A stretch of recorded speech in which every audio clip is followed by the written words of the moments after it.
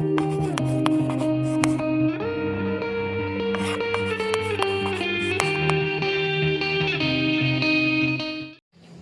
sahabat, ketemu lagi dengan saya Mas Andi Fians. Kali ini kita membahas yaitu seputar insomnia atau susah tidur. Nah, keluhan insomnia ini juga tidak kalah menarik ya bahasannya. Karena klien kami yang mengalami insomnia ini juga banyak sekali, tidak kalah banyak dengan klien kami yang mengalami anxiety atau kecemasan berlebih. Oke, sebenarnya penyebab insomnia itu apa sih? Nah, ini harus dikenali dulu ya. Dikenali dulu penyebab insomnianya itu apa. Apakah ini insomnianya normal atau tidak normal? Apakah insomnianya ini butuh diterapi atau tidak butuh diterapi, atau hanya melakukan treatment sendiri di rumah? Nah, mari kita bahas di sini ya. Oke, yang pertama yaitu kenali dulu insomnia yang dialami itu seperti apa. Jadi gitu, kalau menurut saya ya, menurut saya pribadi ya, sebelum saya menerima klien, pasti saya tanya kepada calon klien saya. Yang pertama saya tanyakan, sudah berapa lama susah tidur, jadi gitu. Terus yang berikutnya, apakah sudah di check up ke dokter semuanya? Nah, hasil dari check up dokter gimana? Apakah semuanya normal, baik-baik saja, tetapi masih susah tidur, atau mungkin ada saraf yang rusak ya, terutama saraf otak yang rusak. Nah, gitu. Kalau dari observasi kepada klien, kepada calon klien, kalau jawabnya itu sudah didiagnosa dokter, sudah di check up semuanya secara medis, nah ternyata hasilnya normal dan baik-baik saja, aman-aman saja, tidak ada saraf yang kena, yang rusak mungkin ya, baru kami terima. Karena kalau sudah di check up ke medis dan semuanya aman ya, mungkin penyebabnya itu psikis. Nah, baru bisa kita terima ya. Dan sebagian besar memang penyebabnya psikis. Tetapi ya, kalau di check up medis kok ada masalah mungkin di sarafnya atau di area otaknya, nah ini yang memang harus sepenuhnya dipenuhi oleh medis. Hipnoterapi ya, itu hanya sebagai pendamping ya, bukan pengganti. Jadi seperti itu. Oke, kita lanjut. Nah, di sini yang kita bahas yaitu insomnia atau susah tidur jika penyebabnya yaitu dari kondisi psikisnya. Kondisi psikis yang gimana? Mungkin yang stres terlalu dalam ya, atau kecemasan yang terlalu kuat ya, atau mungkin depresi juga yang terlalu berat ya, banyak penyebabnya. Jadi insomnia ini banyak penyebabnya, bisa karena stres, bisa karena kecemasan atau anxiety, bisa karena depresi. Jadi seperti itu. Ketika ada seseorang atau ada klien yang mengalami kecemasan dan penyebabnya mungkin di antara tiga ini, maka yang diselesaikan yaitu akar masalahnya dulu. Ya, yang diselesaikan akar masalahnya dulu. Contoh misalnya si klien ini mengalami insomnia, penyebabnya karena kecemasan. Kecemasannya apa? Mungkin ya takut tidur ya. Jadi mau tidur itu udah takut duluan. Jadi akhirnya ketika dia mau tidur kok sudah takut duluan, ya udah dia nggak bisa tidur. Jadi seperti itu. Atau mungkin stres, mikirin masalah yang sedang terjadi, entah itu masalah keluarga, masalah pekerjaan, masalah asmara dan lain sebagainya ya.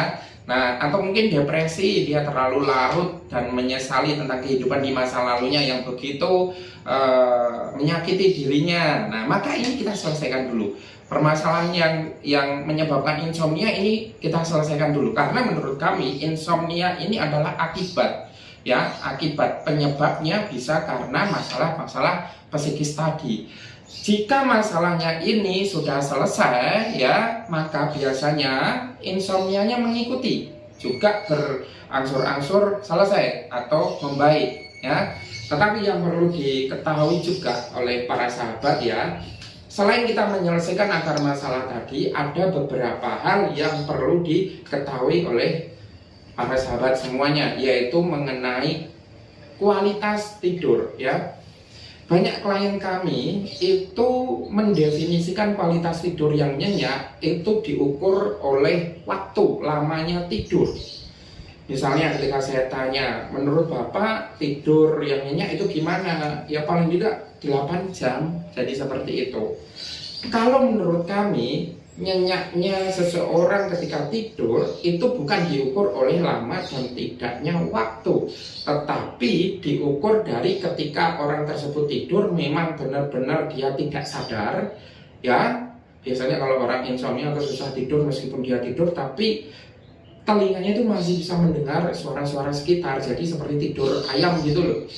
Jadi bangun tidur, sehingga tidak nyenyak sekali, dan ketika bangun dia masih lemas, masih lesu, nggak ada semangat sama sekali. Nah, kembali tadi pada definisi nyenyaknya tidur. Yang pertama, definisi nyenyaknya tidur itu tidak terbatas oleh waktu atau jam. Ketika Anda tidur, meskipun waktu Anda cuma 3 jam, tapi Anda ketika tidur kok benar-benar tidak sadar dan bangunnya itu tubuh Anda seger, kepala enteng, berarti Anda sudah mengalami tidur yang sangat nyenyak sekali. Nah, ini yang perlu diperhatikan. Supaya apa? Supaya nanti pikiran itu tidak terlalu tinggi menuntut supaya tidur nyenyak sesuai dengan definisi atau sesuai dengan permintaan Anda. Apalagi kalau dijatah oleh waktu harus 8 jam. Nah, ini nanti malah bisa kesulitan tidurnya.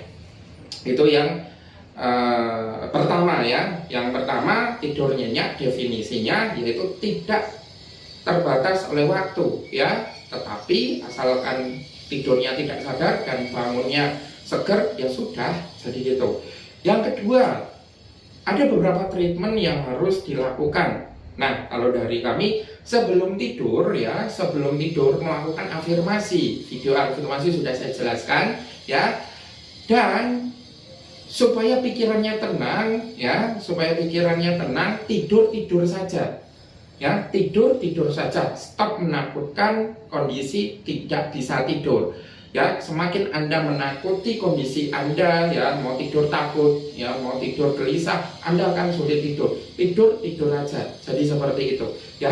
Terus yang berikutnya, sebelum tidur kalau bisa ya, kaki Anda itu direndam air hangat dikasih garam sekitar 5-10 menit. Supaya apa? Supaya Anda rileks ya.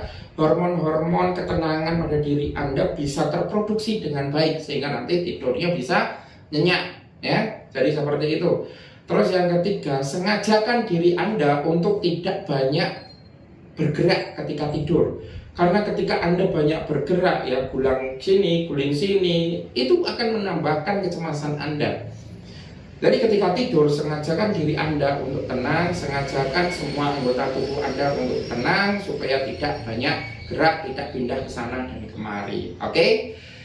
Dan semoga video ini bisa membantu diri Anda untuk bisa tidur dengan nyenyak ya. Dan apabila memang Anda masih kesulitan tidur, bisa Anda bawa ke hipnoterapi untuk bisa mendapatkan layanan hipnoterapi dengan baik. Oke, semoga video ini bermanfaat dan sukses selalu untuk kita semua ya. Saya tutup dulu. Assalamualaikum warahmatullahi wabarakatuh.